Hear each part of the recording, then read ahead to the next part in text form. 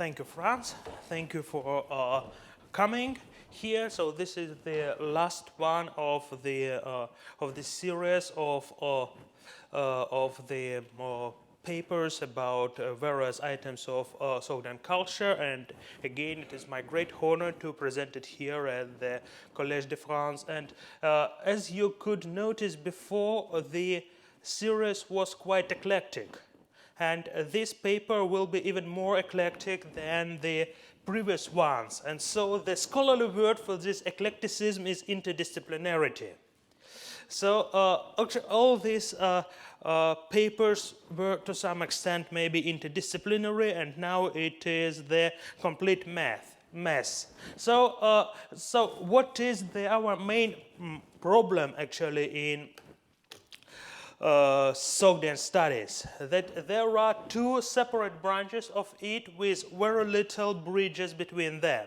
One of them is linguistics, the research of the texts. So here is the picture of Paul Lurje in the cave in Dunhuan, and another is archaeological research, which shed different lights, the different sides of Sogdian culture, and it is not often easy to put them together, because apart from the difference in subject, there is also a large difference in the place. So with Sogdian archaeology works mostly about Sogdiana and to less extent the territories of colonization. The very most part of the texts come from Turfan and from Dunhuan, and also some other places outside Sogdiana. In Sogdiana there are also some texts, there are Mount Mook documents, but still they are minority. And so the textual work is mostly about Sogdians in exile, and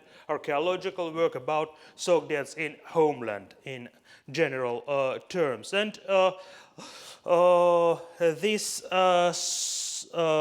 Sogdians who lived abroad in what is called today Xinjiang Uyghur Autonomous Region of China and adjacent areas, they had very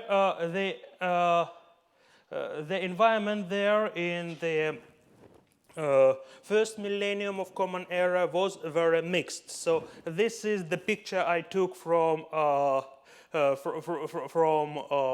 the site of Turfan-Forschung in Berlin, which indicates how many different languages and different scripts were used altogether on this territory. And in the first of these eclectic essays, I would like to focus on Sogdian material which comes from, well, to say, southern part of the basin of Taklamakan, between Kashgar on one side and lowland on the other. So these territories, which are often referred to as Southern Silk Route, so the Southern Path, which was described by Chinese since Han time, is not the main place where the Sogdian texts or other materials were found.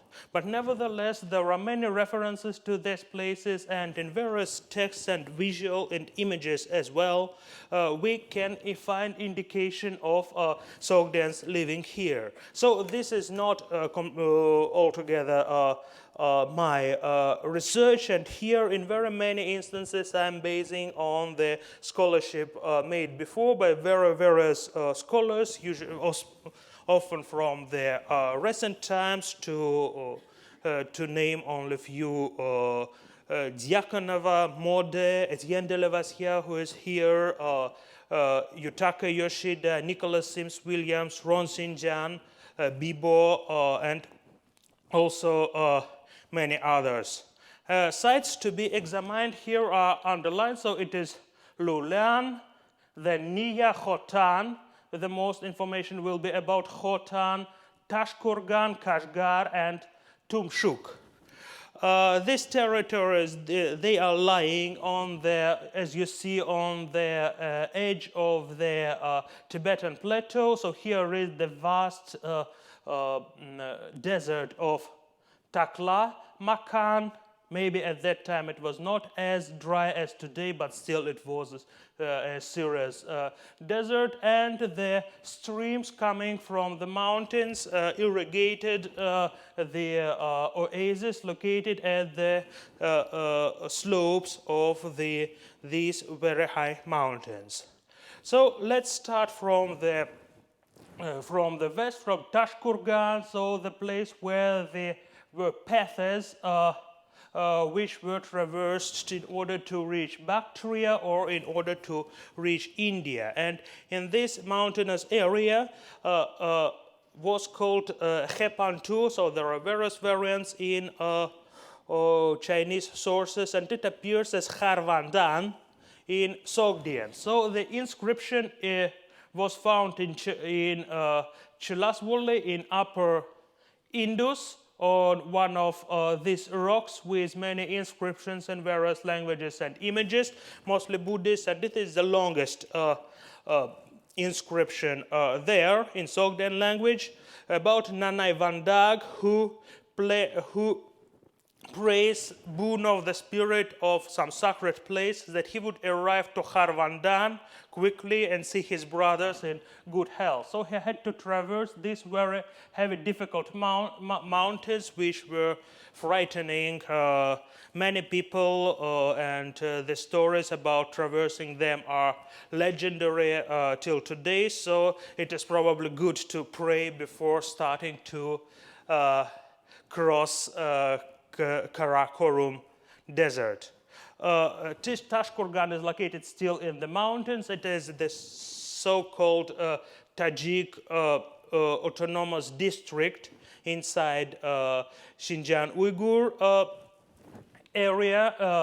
The Tajiks here are not really Tajiks, so they don't speak Tajik language. Their native languages are Pamiro languages, Vahis or Ekoli, but still it is very high in the mountains. And when you go from there, from these mountains to the lowland, more or less approximately along the modern Karakorum highway, you appear to Kashgar or Shule in Chinese sources, which is unique from many other historical cities in that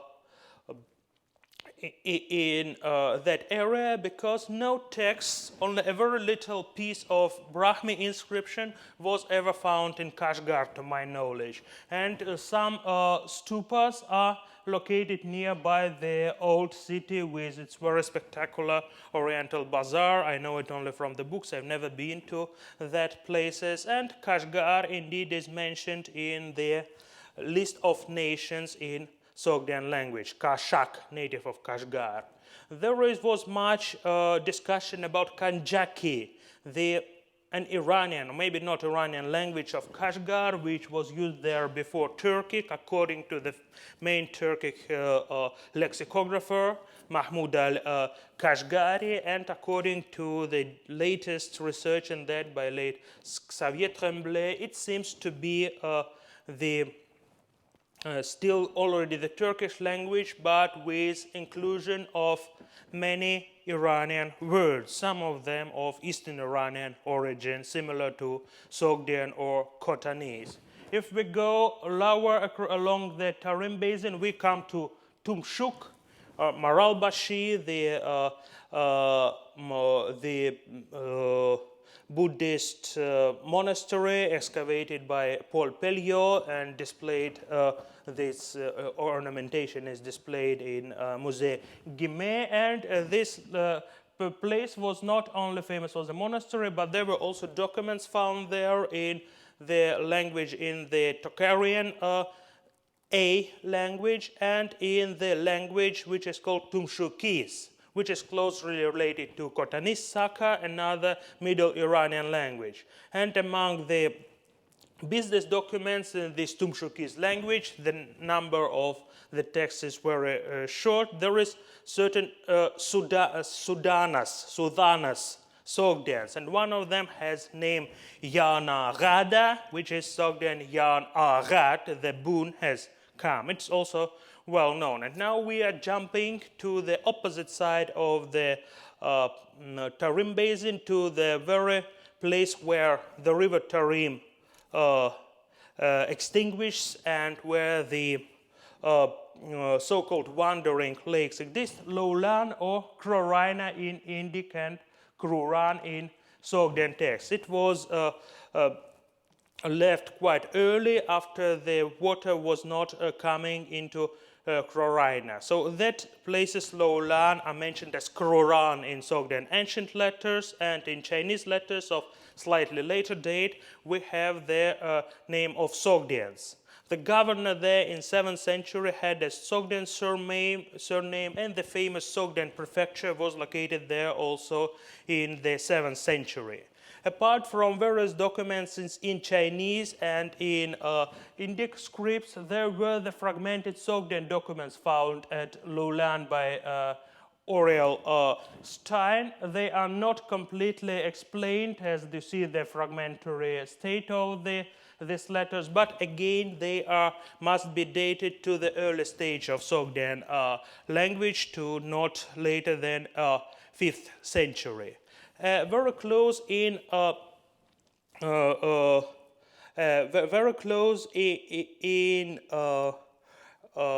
historical destinies to Krorina was Nia, the next oasis to the southwest from lowland, from Krorina. Nia, it was also mostly excavated by Aurel Stein, and here is the photo taken from one of his excavations reports. You see the ruins and very many good examples of wood found there.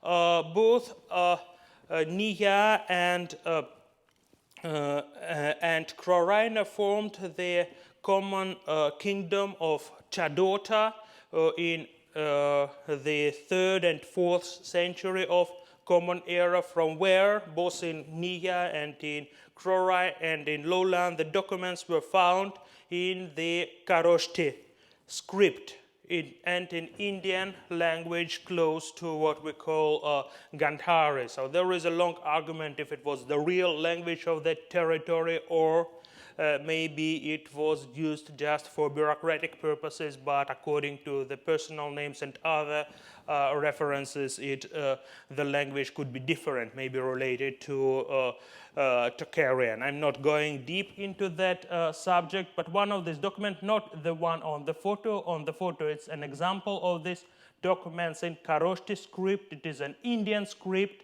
which ultimately comes back from Aramaic system of writing, but very much modernized. One of these documents from Nia number 82 is a short document about the distribution of camels. So two camels are given to two authorities. One of them is Tomra Apemna. Tomra is his title. And another to the keeper Yapgu, another name. And they are come from two places. One is this Chimgeya Shata, which means Shata is literally 100 and word for village, from Chimga. Chimga is what is Chin in New Persian, for example, it's Chinese. This word is attested. And another village, Vimtsa, is the word for village, maybe of Khotanese origin and related to Khotanese Bisha of later time, of Suguta.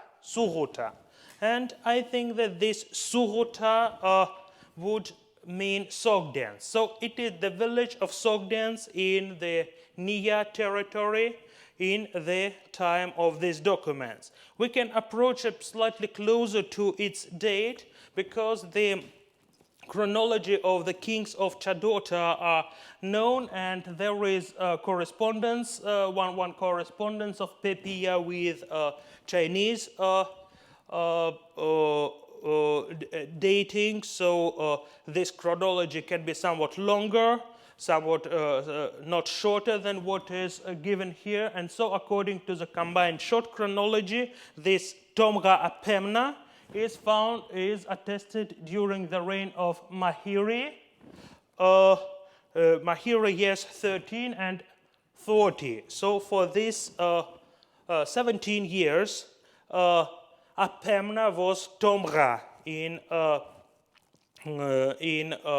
Nia. And so these dates correspond with some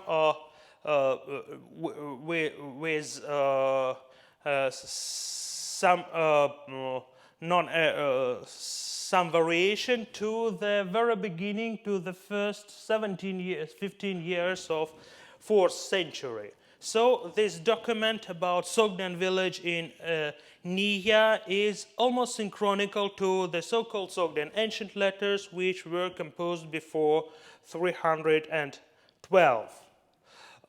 And now we are turning to the west of Nia. Nia is somewhere around here, to the largest oasis on the southern side of Taklamakan, the oasis of Khotan, which has very long history, and for many years it was a separate kingdom, and the people there spoke a separate language, a language of Iranian origin, which we call Khotanese or Khotanese Saka. This is the, again, it's taken from the report of Orielstein with indication of archaeological monuments. The ones most interesting for us will be Dandan Uilik and especially Mazar Tag, located on the middle course of Khotan River. One of the very earliest finds from Khotan is the Karoshti document number 661, which is a dispute about a camel, again a camel, and it is written in Indian language and in Karoshti script, so it is earlier than the main text from Khotan, and it mentions the two sides of this conflict. One of them is Suliga, which means Sogdian, Varitivadaga, which is Vahistvande, something like this, Sogdian name, slave of gods, and another side has the name Khvarnarse, which could be Sogdian name, but in any case it is surely Zoroastrian name, son of Narses, son of Narya Sangha, the sun. We can translate it as this, which indicate that at the time prior to the main cultural flow of Khotan, some Sogdians and some Zoroastrians were living in the oasis, and in this case the document is not written by the side. Khvarnarsa ordered to write it to Bahudhiva. Bahudhiva is an Indian name, so maybe Bahudhiva could write in Indian language and Khvarnarse could not, because his name and the name of his opponent indicate that they were, of course, Iranians, and in the latter case, Sogdians. And very many Sogdian texts, not really very many, about 10 of them, have been found at Mazar Tag frontier post. It's its modern view. So you see here the Khotan River. Khotan River goes from the south, from Tibetan Plateau, and finally, in some happy times, it reached Tarim in the north. Because most of the year, the lower bed of Khotan River is dry. So from Mazar Tag, the Tibetan post on the already in the desert to the north of the main oasis, several Sogdian texts were found. And only reason to go to Mazar Tag was to cross Taklamakan desert from south to the north. This is the modern highway is going along the Khotan River, and even before that, crossing usually took place along the Khotan, which didn't have such a severe conditions as, for example, Keria River here, and crossing of Taklamakan along Keria River is the greatest risk. Apart from this textual evidence, there was long discussion about images of Sogdian gods on Khotanese painting. These wooden tables were found mostly at Dandanuilik, the main sanctuary in Khotan Oasis, and they depict, one of them depicts 3 gods, and according to the study of Marcus Mode, and before that Diakonova, and also some other scholars, the most recent is Rongxingjian, they were explained as images of Sogdian gods. But I don't want to dwell into this item. I can just quote Frantz Grenet, who thinks that identifications here are not cannot be established for sure, and Shivaite explanation is also possible. But one of these paintings is, I think, more Sogdian than anything else. So this is the image also of a god. He is a god because he has this mandorla, the, so to say, nimbus around his body, and this gentleman has 4 arms, unlike the martial gentleman. Yeah, but how much Sogdian is this image? In very many respects. His pose, he's sitting cross-legged on a kind of pillow. Everything is richly decorated. His dress, his very luxury and beautiful silks. Look at his pose. They cross-legged the hands like the frontal hands of his. And this is the painting from Panjakent, where a gentleman is sitting in completely same pose and very similar dress and with similar attachment of the small dagger and similar shoes and so on. His hat, he is in a pointed hat, what is called kalpak in Turkic or in Russian, which is not very much pointed, but still it has this decoration here. And we have exactly the same type of kalpak on the depiction of Sogdian musicians from China. And also his headdress, his frisure. So he has quite thin mustache and beard going quite under his cheeks. Yeah, and here is the image from Panjaken, the king, who has a very similar type of beard here. So to say it in general, I don't know which god is depicted here, but I am completely sure that this god is depicted as a Sogdian. He is depicted as god as Sogdian, and maybe even done as by a Sogdian hand. Who knows? And to continue about written texts in this Khotanese text in Khotanese language and script, it is one of the best examples, but not the one we are speaking about. Many times the word Sulia is mentioned, and the scholars are still continuing to argue what is the meaning of this word Sulia. Should it mean Sogdian or merchant, or the both things altogether, like Lombard in medieval Europe can mean a moneylender, not necessarily a native of Lombardia. And apart from this, Yutaka Yoshida recently found out the word Suli Bisha in the village of Sogdians, or in the house of Sogdians, in the one of the documents also from Mazar Tag, which would indicate that this Suli, so maybe a village of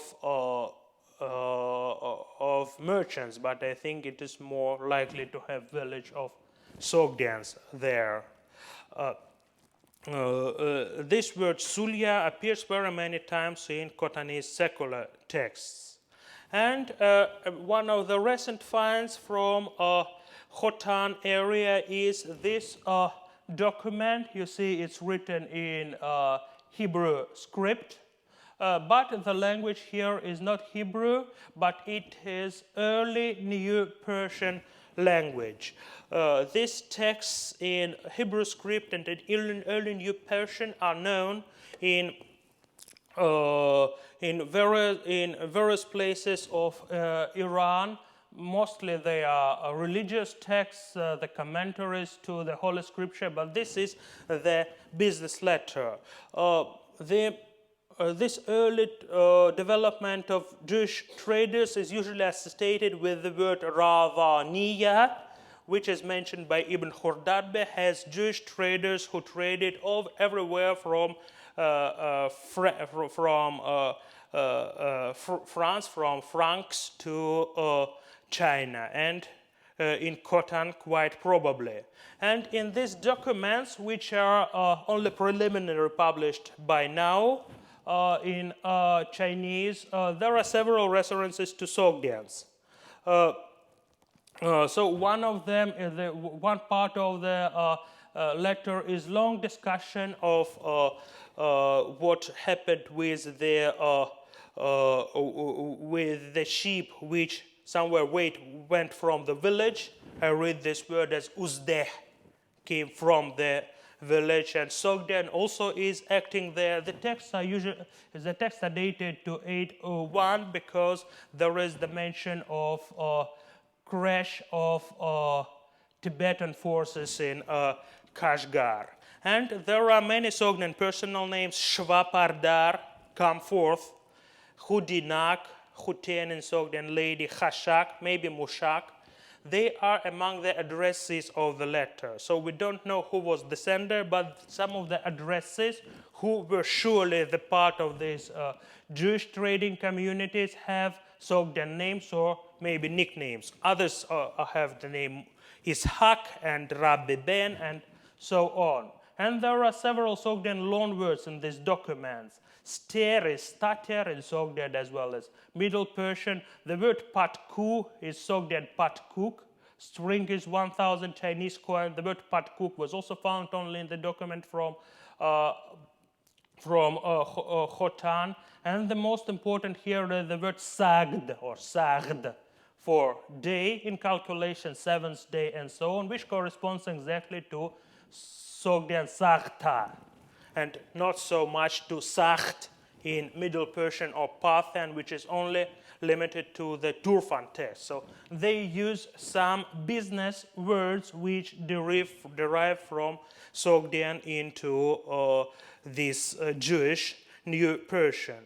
So these short things show that Sogdians were present south of Taklamakan. They already settled there in the late 3rd or likely at least early 4th century of Common Era. They used to penetrate Taklamakan along the Khotan River, where Mazartak is located, and they had a significant impact on formation of later Jewish traders. As far as I know, this later point was in detail examined by Yutaka Yoshida in his paper presented in China on the last conference, Sogdians in China, but I was not present there, and so what I spoke above was reached kind of in independent way.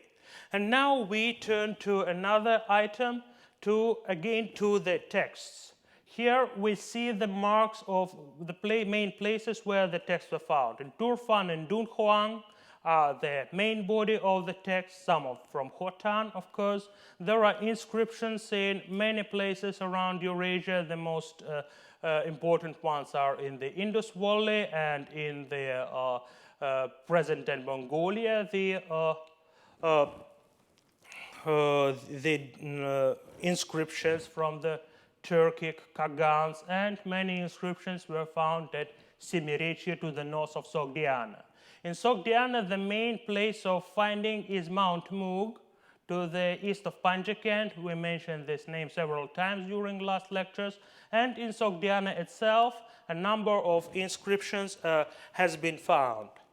So the texts vary in their religious affiliation and their identity. So there are Buddhist, Manichaean, Christian texts, all of them almost exclusively in Turfan and Dunhuan, quasi-Zoroastrian to say, texts, letters, documents, lists, and what is focused now, our focus now is exercises, which are found both in Turfan, in Dunhuan, and in Sogdiane.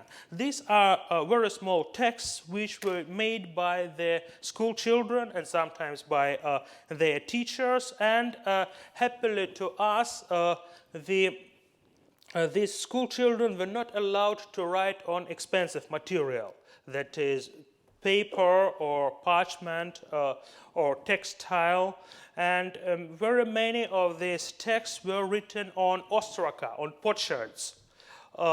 These potsherds, unlike organic materials, survive quite good in the conditions of Sogdiana, and so in Panjakent and in other places we find a number of texts of ostraka written on potsherds, sometimes on bones, with exercises. The exercises are listed here. So there is first exercise was writing alphabet, another was dating formula, letterhead. There were lists. The lists are not found in Sogdiana proper, but in Turfan and Dunhuan. Arithmetic exercises and a kind of examination things. Alphabets. Here is two alphabets found in Panjakent, one of them complete from the citadel, and another short one from fragmented one on the bone from Temple 2. The bigger one has also the postscript with oath that the student will become a good scribe. This is the place of finding of the bigger one around here, and here is the place where the small one was found. From stratigraphical point of view, both of them belong to the period before the early 8th century. Apart from that, you see the alphabets were found also in Turfan. One of them is a Neotanic collection, another is in Uyghur language. It is a Turfan Forschung in Berlin, and the last three letters of the alphabet are what is above the normal standard Aramaic sequence. So in Aramaic script, there were always 28 letters, and this did not change. But in Sogdian, there is the repetition of three letters in these cases, P, V, and T, or T, V, and V. And there were various attempts to understand how this, what is the reason for that. So it is considered to be the writing of allophones. So the second T was read not as T but D, and the second V was written as L, P as B. Probably I don't want to go deeply into this matter because of the shortage of time. At the end we can discuss it more in a more detailed way. Another exercise was dating formula. You see here two dating formulas from Panjakent. So one of them is 12th year in the 12th day of the month Zimtich, and another of Devashtich. So the ruler of Panjakent appears also here in the text from Panjakent itself, and not only from the documents of Mount Mook, but surely in the context of dating. They were found on the object 26, approximately at this place on the eastern side of the site, and the stratigraphically it also belongs to the early 8th century, to the time of Devashtich himself. Sometimes we see examples which are done twice, and at the top it is the word al-kshind, the year when. An Aramaic ideogram is written in good hand and below in the awful hand. This is the example read by the teacher, by the dabir, by the scribe, and here is how the student could copy it. This is a very recent find of the beginning of some word, maybe IXD, I'm not sure, but also clearly the first one is written better than the lower one. The teacher and the students are writing there. Who was the person in this dating formula? So we have Devashtich in Panjakent, and interestingly in Paikent on the western side of Sogdiana we have this potsherd which can read as Kidar Avt 7 and maybe years and so on. It did not survive. The word Kidar is very similar in its shape and its writing to Kidar, Kidara on the coins from Samarkand.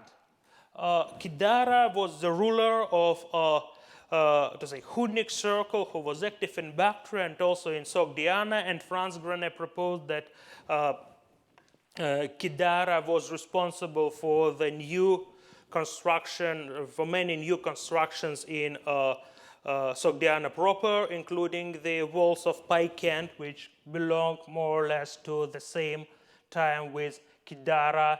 And so this text would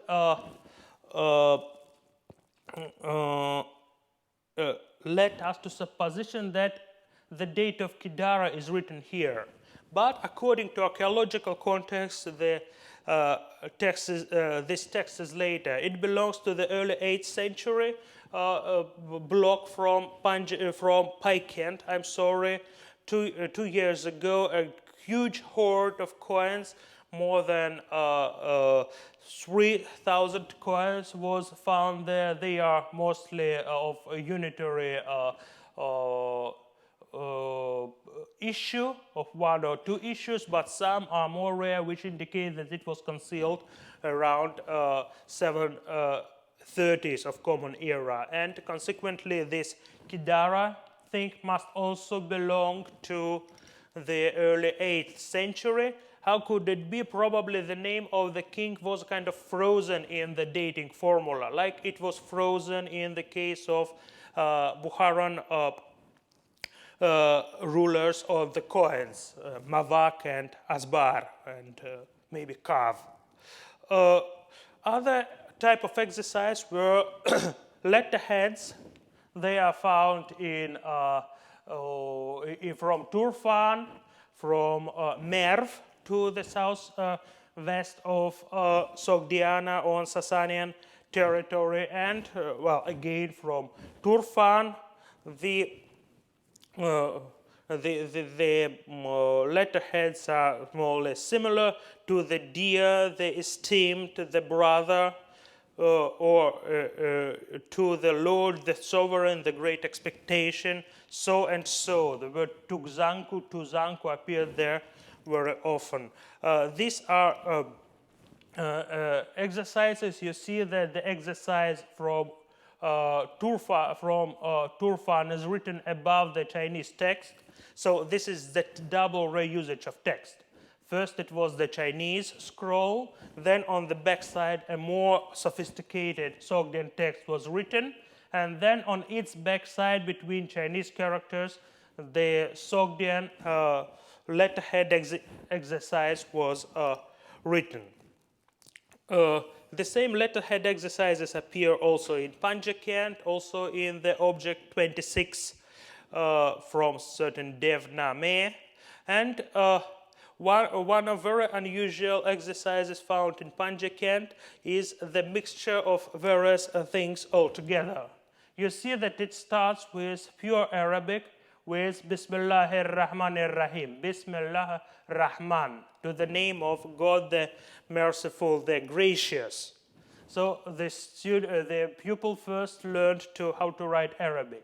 Then he turns to Sogdian, and he begins with Atvahu, to the Lord, then probably asked, is. And then he turns to the exercise in writing numbers, 100, 10, 20, 10, 10, 10, 10, 20, and so on. So this is a combination of various parts of the education there. Sometimes I didn't mention much of the lists, and maybe the most informative Sogdian text we have today has the title Sachtnamak, the list of the days. And the text is very good. Sacht Ev, day 1. Sard Avo, day 2.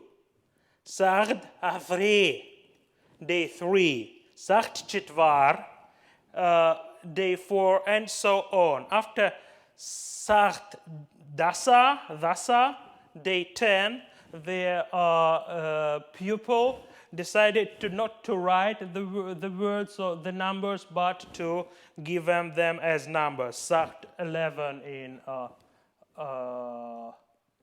10 plus 1, Sacht 12, 10, 1, 1, and so on. It reached the day 23, and that's on. Very informative text. Apart from that, this is one text from Turfan I try to explain as evaluation of a pupil. So this is again written between the lines of the Chinese text, so it is again double reusage of the documents. The name is Tit Zak Chor or Prus Tit Zak Chor. Have learned this divine hymn. Divine hymn is on the different fragment. I will become, Vavam, a good and nice scribe, Vapir. 2 dots, which indicate the end of the clause. Vachsh, the word. Dvarini, giving word. Vankhanchur. Vankhanchur, another Sogdian name. So he promises to become a very good scribe, and then certain Vankhanchur, probably his teacher, says, I give word for that. I authorize his statement. It is a kind of examination of the mark of the pupil by his teacher. And I am not sure in that, but it looks like the name of the teacher, Van Hanchur, is written in its hand slightly different from the other parts of the text. So it could be that Tidzakchor prepared this examination blank, and then Van Hanchur wrote his name there to authorize the statement. And a final one among the pupils' texts in Sogdiana is this one. It is not on the potsherd and not on the paper. It is written on the surface of wall painting, the blue hole. So one of them is very clear, Tuzanku, so and so, and here the pupil knew only the first word of the letterhead, at, the preposition towards, and he wrote it like 10 times. On the other place, it is the first 2 lines are very easy. Election this year, Zekone, ideogram Aven, Panchi of Panjakent, Murai, king. The second line is not so clear. So it is a dating formula of the king of Panjakent. What is important here is that the blue hole was constructed in 740s. So this inscription must be a bit later than that, so 750s.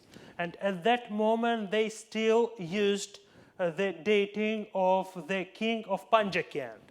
But we know for sure that at that time, at least the real power in Panjakent was in the hands of the Arabs and no king. So maybe there was some kind of formal nominal king like Yazid ibn Gurak in Ishtikhan, or maybe the dating formula in exercises was just frozen, but in any case, it was used after the fall of Panjikent to Arab hands. And what is, of course, interesting here that the text is located about here and about here on the blue hole, probably the best example of Sogdian wall painting. So what the pupil did is that he destroyed wall painting with his scribbles. A language close to Sogdian used today is Yagnobi language, used in the mountains of Sogdiana, and a part of other elements of other lexical elements. They have the secret language, a kind of language which is not understandable by others. It's like a language game or so on. For example, the word van kama, the one with long neck, used to indicate camel, but now it is used for the word bottle of vodka with long neck, or the word sarsanka, the upper stone of the mill, upper millstone is male, and taksanka, lower millstone, is female. And one of these words of secret language is rushchak dorna, which was glossed as domulo, the mullah. What is rushchak dorna? Rush is ear, and chak dor is to twitch, to tear. What is domulo? Domulo from one side, of course, is mullah, the religious leader, but in that community, domulo can also mean the teacher. So who is the teacher? The teacher is somebody who tears the ear of the pupil. This is the indication of the way of learning writing and so on in Sogdiana and in Yagnob, and apparently the same method was done with those who wrote their scribbles on the wall paintings. But the next question and the next essay is, to combine it with the former one, did the literate Sogdians only destroy the objects of art, or maybe they could make them? The main art forms of Sogdians, which we know today, is painting. First of all, wall painting. It is sculpture, the relief sculpture in wood, in stucco, in clay, and so on, and of course, metalwork. There is pottery, of course. There is terracotta is a kind of sculpture. There is architecture, but we don't know much about its decorative functions. And so that's what the scholars of Sogdian art operate altogether. But I think another art form is attested in Sogdians. It is Sogdian calligraphy, Sogdian beautiful writing. It's one of the examples of this beautiful writing of so-called sutra script, the script which was used by Sogdians, first of all by Buddhists, but not only exclusively by them. This is apart from Vimalakirti in Captain London. And this is the name of the beautiful scribe who wrote the Sutra of Condemnation of Intoxicating Drinks, again in preserved today in London. And so it is written by Sarchamik Bre, son of Sarchamik, Butyad Hvesht, the teacher, Dastubari, the manuscript belongs to him on 4 pages. And here is the colophon. Again, he uses 3 sizes of script for the main sutra, for his signature, and for the colophon at the end. Here are other examples. The best examples are in Paris, in Bibliothèque Nationale, the Santa Rajataka, Buddhist, non-Buddhist text P3, not so much beautifully written, but still in the same framework, and not so the main things are in London and in Paris, but others are in Berlin and in Petersburg. So this is our recent find in the storage of Hermitage, the called Turfan chest, the chest full of manuscripts which were brought by Oldenburg. It was brought by Oldenburg from Turfan, and at that time, so all the serious texts were given to the Asiatic Museum, the present-day Institute of Oriental Manuscripts, and these very small pieces were just left in this box. There are about 3,000 items there, and 25 of them are in Sogdian, like this one, which is also in not very best example, but still sutra script. It's also Buddhist. It's the text about Buddha Kshetra, the kingdom of Buddha. This is Buddha, and this is Akishpu, the land, Buddha Kshetra. So it is our new project to do something with this chest full of Chinese documents, and also some Uyghur, some Sogdian, some small, very small pieces of silk, etc.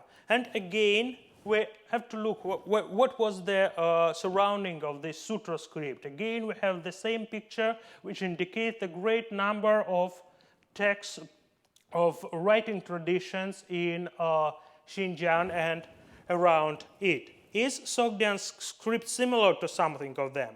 Not so much. So this is comparison of Sogdian sutra script to Indic, to Kharoshti and to Brahmi scripts.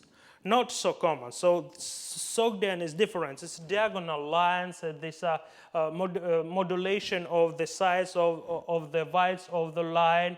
There are avoidance of this, of angles, everything is curvy, and so on. The same when we compare Sogdian with Chinese. This is an item from Berlin collection from Turfan, very beautiful. The text, the Sogdian transcription of Chinese, and later added by hieroglyphic rendering of the same text. Also very beautiful handwriting, and this is from Turfan chest. Also completely different in means of writing as well. So Chinese, of course, are the best masters of calligraphy altogether, but Sogdian one is different in very many items from the Chinese. First of all, in the instance of writing utensil. Sogdian script is one of Aramaic scripts, and many other derivatives of Aramaic script are found there. So this is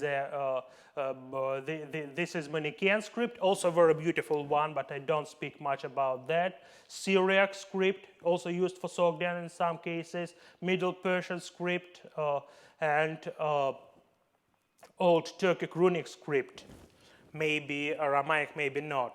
Not clear. But in any case, it's clear that Sogdian is completely different from the artistic point.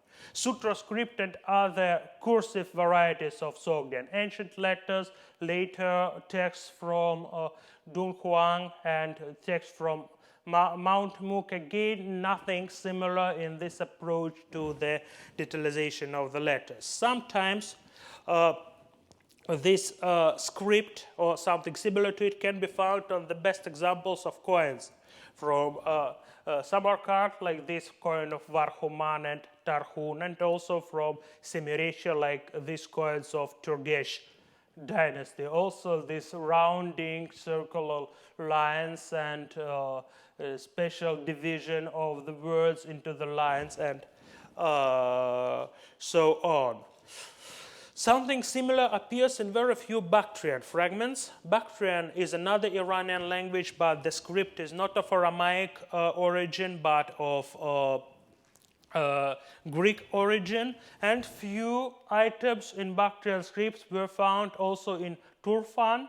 They are here, and from some points I see that it is somehow similar to Sogdian. So these strokes going back and forth and avoidance of the rectangular things and so on, which is somewhat different from also the best examples of cursive script in Bactria proper. So I see here a kind of proportion. So this is Sogdian Sutra script and Sogdian cursive, a good cursive, a good example of cursive script, and Bactrian Sutra script, also Buddhist text, and best examples of Bactrian cursive. And of course, the thing which we can have to compare Sogdian in the first instance, it is the Uyghur script. Uyghur is a Turkic language, and their script is development from Sogdian with some modifications. And here we have also a Sogdian text and a Uyghur text. Which one is Sogdian?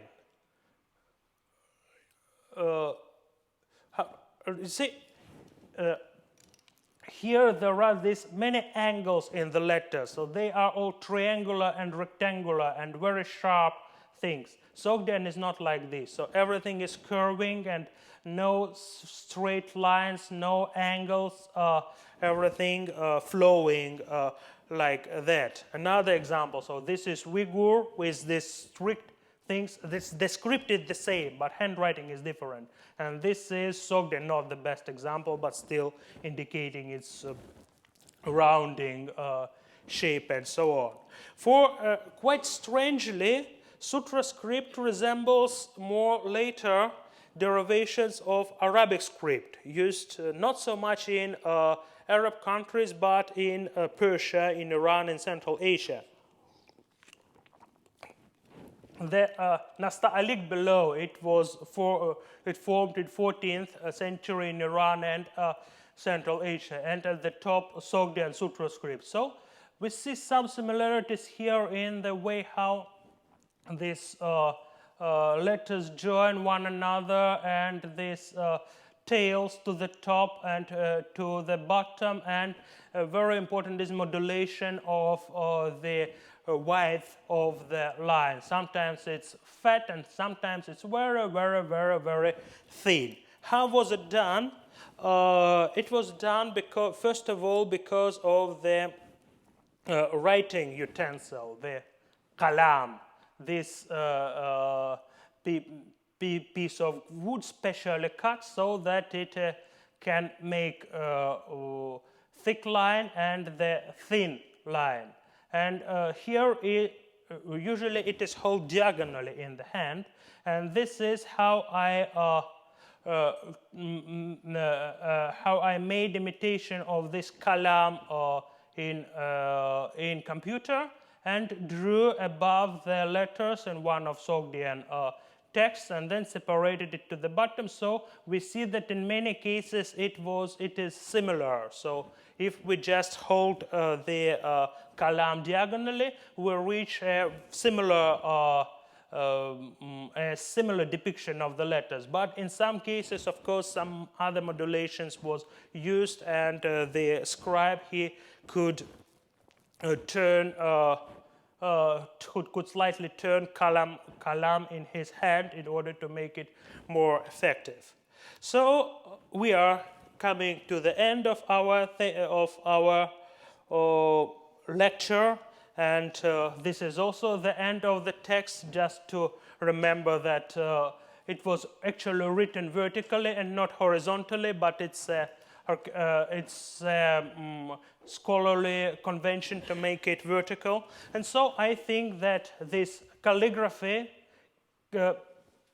can be put in the similar context with other arts of Sogdiane. First of all, because of this dynamic of its curving nature of the line and so on. So I think that Sogdian so-called Sutra script is also one of the products of Sogdian hand. Thank you very much.